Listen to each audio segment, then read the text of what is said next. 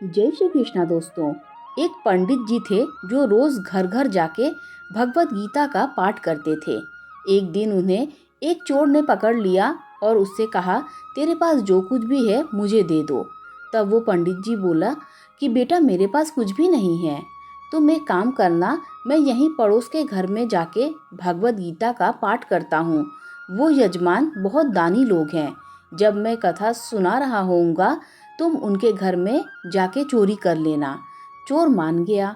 अगले दिन जब पंडित जी कथा सुना रहे थे तब वो चोर भी वहां आ गया। तब पंडित जी बोले कि यहाँ से मीलों दूर एक गांव है, वृंदावन। वहाँ पे एक लड़का आता है जिसका नाम कान्हा है। वो हीरे जवाहरातों से लदा रहता है। अगर कोई लूटना चाहता है तो उसको लूटो। जो रोज रात के वो पीपल के पेड़ के नीचे आता है जिसके आसपास बहुत सी झाड़ियां हैं। चोर ने ये सुना और खुशी खुशी वहां चला गया। वो चोर अपने घर और अपनी बीवी से बोला, आज मैं एक कान्हा नाम के बच्चे को लूटने जा रहा हूँ, मुझे रास्ते में खाने के लिए कुछ बांध कर दे दो। पत्नी ने कुछ सत्तू उसको दे दिया और कहा, बस यही है जो कुछ भी है। चोर वहां से ये संकल्प लेके गया कि अब तो मैं कान्हा को लूट के ही आऊंगा। वो बेचारा पैदल पैदल टूटे चप्पल में वहां से चल पड़ा, रास्ते में बस कान्हा का नाम लेते हुए। वो अगले दिन शाम को वहां पहुंचा जो जगह उसे पंडित जी ने बताई थी। अब वहां पहुंच के उसने सोचा कि अगर मैं यहीं खड़ा हो गया तो बच्चा मुझे देखकर भाग जाएगा, तो मेरा यहाँ आना बेकार हो जाएगा। इसलिए सोचा क्यों ना पास वाली झाड़ी में ही छुप जाऊं। वो जैसे ही झाड़ियों में घुसा, झाड़ियों के कांटे उसे चुभने लगे। उस समय उसके मुंह से एक ही आवाज निकली, कान्हा कान्हा। उसका शरीर लहूलुहान हो गया, पर मुंह से सिर्फ यही निकला कि कान्हा आ जाओ, कान्हा आ जाओ। अपने भक्त की ऐसी दशा देखकर कान्हा जी चल पड़े। तभी रुक्मिणी जी बोली, प्रभु कहाँ जा रहे हो, वो आपको लूट लेगा। प्रभु बोले कि कोई बात नहीं, अपने ऐसे भक्तों के लिए ही तो मैं लुट जाना क्या, मिट जाना भी पसंद करूंगा।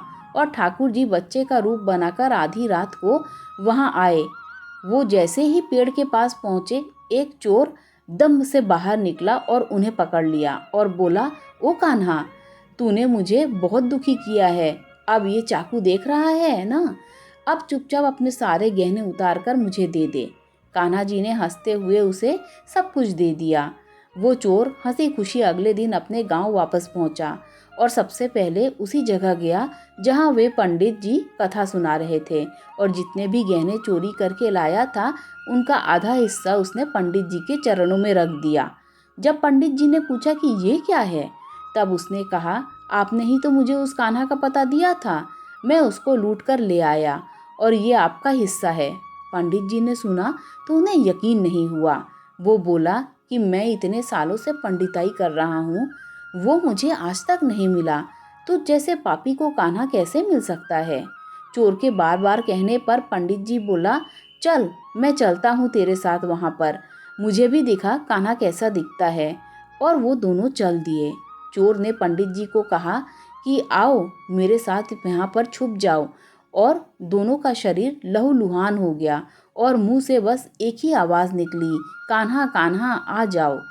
ठीक मध्य रात्रि कान्हा जी बच्चे के रूप में आए और दोनों झाड़ियों से बाहर निकल आए।